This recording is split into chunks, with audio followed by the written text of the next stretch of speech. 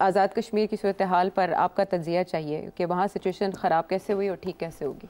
देखिए, एक बात यह है कि इसमें दो तीन चीज़ें हुई हैं जिसके ऊपर अब बात करते हैं। बिकॉज सूरत हाल मुल्क की ऐसी है, कहीं भी ऐसी चीज़ हो सकती है। लोग नाराज़ हैं, पेट कटे हुए हैं और भी कटने हैं, दुखी हैं। इलेक्ट्रिसिटी, पेट्रोल, सैलरीज, इन्फ्लेशन, बुरा हाल है।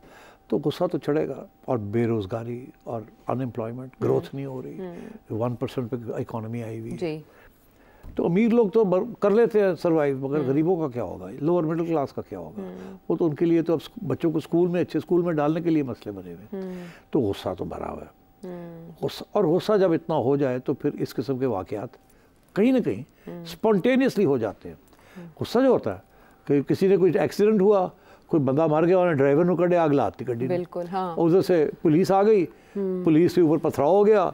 जहाँ 10 लोग थे वहाँ 100 हो जाते हैं, 100 के 200 हो जाते हैं। गुस्सा सबको चढ़ा हुआ होता है और वहाँ फिर वो ये क्लैश हो जाता है। लेकिन आज़ाद कश्मीर बहुत सेंसिटिव है, इंडिया को। आज़ाद कश्मीर ज़्यादा सेंसिटिव है। और एक और भी इशू है वहाँ जो कि आम लोगों को नहीं पता। आज़ाद कश्मीर को बिजली सब्सिडाइज करके दी जाती है। ये आपको पता था? जी, ये हाँ जी, ये अंडर डिस्कशन। ये हमेशा जब बात होती है ना कि जी बिजली के बिल कौन नहीं देता, तो पता लगता है कि ये हमारे ट्राइबल एरियाज़ और आज़ाद कश्मीर के यहाँ सब्सिडीज़ हैं बहुत बड़ी। बिकॉज वहाँ से बिल कलेक्शन करना मुश्किल है, लोग बड़े टाइट हुए हैं। ठीक, तो पहले से ही इन इलाकों को अंडर डेवलप्ड एरियाज़ या पॉलिटिकली सेंसिटिव एरियाज़ की बहुत सी सब्सिडीज दी जाती है। तो जब ये चीज़ें होती है ना कि गंदम की कीमत ये हो गया, आटा की कीमत बढ़ गई, बिजली के बिल आने शुरू हो गए, तो लोग हिल जाते हैं। आदत नहीं होती ये देने की, और आमदन भी नहीं होती उनको देने की। वहाँ की आमदनी भी कम होती हैं। कोई डेवलपमेंट नहीं है ना, तो जॉब्स कहाँ से मिलेंगे? तो मतलब है कि you are lucky if you have a job for 100,000 rupees. और ये आजकल के जो बिल आ रहे हैं बिजली के, वो तो आप बच्चों को क्या तालीम देंगे आप? तो अब गुस्सा तो है।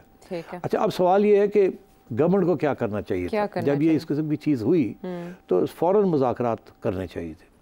मुज़ाकरात नहीं किए और गवर्नमेंट बैठ गई, जैसे कहते हैं ना, अपने घोड़े पे। वहाँ की गवर्नमेंट भी और इस्लामाबाद की गवर्नमेंट भी, बिकॉज और इस्टेब्लिशमेंट भी। Because after all Azad Kashmir जो है ना, वो थोड़ा सा ऑटोनोमस तो है, मगर at the end of the day Islamabad and establishment control करते हैं। तो वहाँ क्लैश जो हुआ ये होना नहीं चाहिए था। वहाँ रेंजर्स को नहीं जाना चाहिए था। वहाँ इन लोगों को बुला के डिफ्यूज़ करना चाहिए था। अब इन्होंने नहीं किया, 3 बंदे मर गए।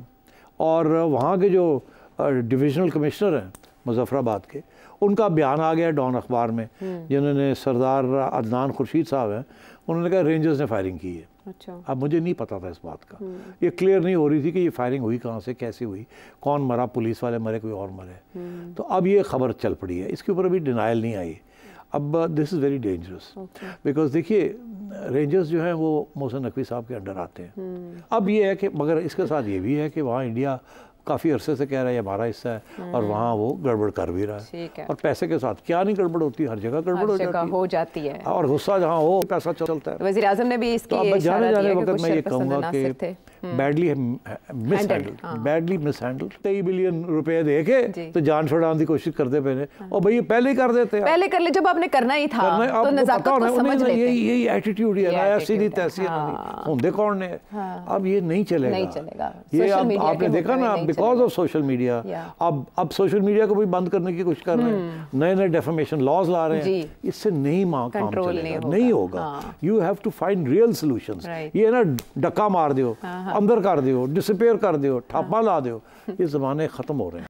एक और जो तूफ़ान बरपा हुआ है वो आप समेटेंगे कि वो प्याली में है, या वाकई उसकी वजह से पाकिस्तान की सिचुएशन मज़ीद तलखी का शिकार हो सकती है? क्योंकि हम एक तरफ IMF से कुछ अरब डॉलर्स मांग रहे हैं, और दूसरी तरफ दुबई में दुबई अनलॉक्ड के नाम से जो फाइल सामने आई हैं वो बता रही हैं कि हमारे पास तो माशाल्लाह अंबार लगे हैं दौलत के, पैसे के, लेकिन जिन लोगों के नाम आए हैं वो पाकिस्तान की ताकतवर शख्सियात है। और आप उनके देख सकते हैं कि ज़्यादा नाम पाकिस्तान पीपल्स पार्टी से रिलेटेड हैं। मोहसिन नकवी साहब का नाम है, ऊपर हम भी हुए, एक प्रेस कॉन्फ्रेंस में उनसे क्वेश्चन किया गया तो उन्होंने कहा कि ये सब डिक्लेयर्ड है, जो भी आज इल्ज़ाम लग रहे हैं। 10 साल पहले की जो इनकम थी वो, तब मैं पब्लिक ऑफिस होल्डर नहीं था, तो इस तरह जाहिर किया जा रहा है जैसे मैंने कोई गुनाह किया। अब इसमें फैसल वावडा साहब भी हैं, अख्तर मेंगल साहब भी हैं, बहुत से रिटायर्ड जर्नैल हैं, उन किसी ने अहलिया के नाम पर, किसी ने बेटी के नाम पर जायदादें बनाई हुई हैं। मलिक रियाज साहब हैं, शौकत अजीज़ साहब हैं, और राव अनवार साहब ने भी वहाँ पर जायदाद बना रखी है। जी बिल्कुल, SSP थे। जरदारी साहब ने बड़े प्यार से रखा हुआ था। अच्छा, जो जरदारी साहब या उनके बिलावल भुट्टो साहब, बख्तावर और आसिफा भुट्टो साहिबा की जो जायदादें आई हैं वो उसी अरसे में बनाई गई हैं जिस अरसे में ओमनी ग्रुप के हवाले से इन पर इल्ज़ामात लगाए जाते हैं कि इन्होंने मनी लॉन्ड्रिंग की थी। अब क्वेश्चन ये है जो हर एक के जहन में है कि इनकी टाइमिंग वाकई अहम है जो फैसल वावडा साहब रिलेट कर रहे हैं, इनकी इम्पोर्टेंस क्या है पाकिस्तान की तारीख? चलें पहले ये डिस्कस कर लेते हैं। हाँ। फैसल वावडा साहब जैसे लोगों ने कुछ इल्ज़ाम लगाए हैं कि ये एक बहुत बड़ी इंटरनेशनल कंस्पिरेसी है और उसके अंदर इसलिए रिलीज़ किया गया है ताकि इस वक्त की जो पाकिस्तान में जो सिस्टम बना हुआ है जिसमें एस्टैब्लिशमेंट रूल कर रही है उसको अंडरमाइन किया जाए, पाकिस्तान को कमज़ोर किया जाए और पाकिस्तान को तोड़ फोड़ की जाए। उनका तो इशारा इस तरफ है जी। क्योंकि अगर इंटरनेशनल कंस्पिरेसी है तो वो एक सियासी जमात के खिलाफ तो हो नहीं सकती। ठीक, और इस वक्त वो सिचुएशन है जबकि हमें IMF के पैसे भी चाहिए, सऊदी पैसे भी चाहिए अपने आप को डूबने से बचाने के लिए। तो फैसल वावडा साहब ने तो ये खाता खोल दिया कि इंटरनेशनल कंस्पिरेसी है। अच्छा, अब ये इंटरनेशनल कंस्पिरेसी की बात पनामा में भी हुई थी और उसमें नवाज शरीफ साहब टारगेट हो गए थे।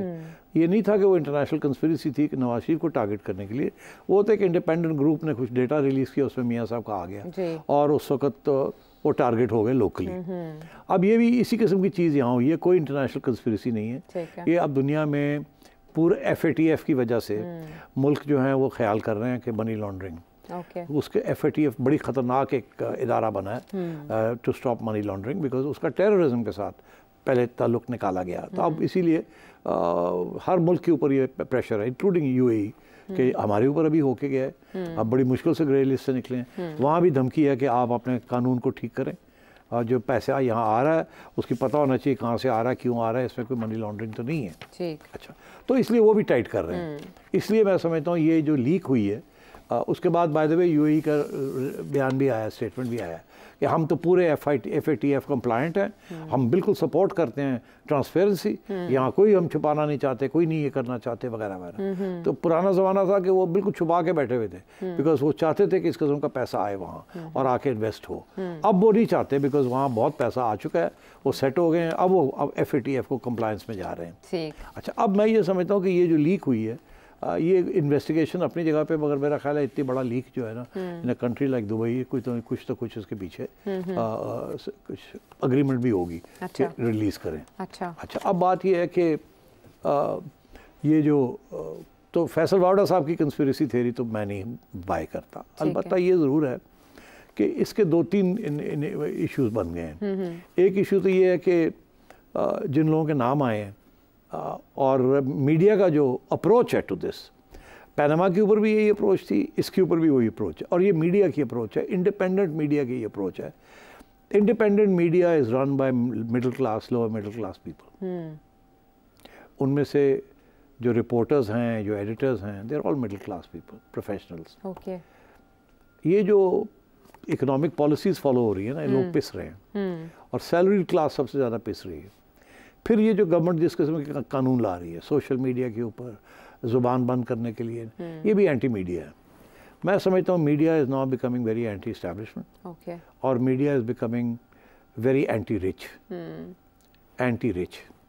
अब छोटी सी बात, आज़ाद कश्मीर में जो कुछ हुआ अभी डिस्कस करते हैं जी। बिल्कुल, वहाँ उन्होंने कहा जी कि ये जो हमारे मिनिस्टर्स हैं जिस तरीके से ये इनकी रिहाइश है, आना है, जाना है, खाना है, पीना है, टॉर है, एक तरफ तो पैसे ऐसे खर्च होते हैं और दूसरी तरफ हम यहाँ भूखे मर रहे हैं, आटे की कीमतें यहाँ चलेगी, बिजली की कीमतें यहाँ चलेगी और ये हमारे लिए कोई कंसेशन देने के लिए तैयार नहीं। तो ये जो है ना अमीर तबका और स्पेशल बहुत अमीर तबका ये फोकस में आ गया है, सियासी जमातों के फोकस के आ गया है और ये मीडिया के फोकस में भी है।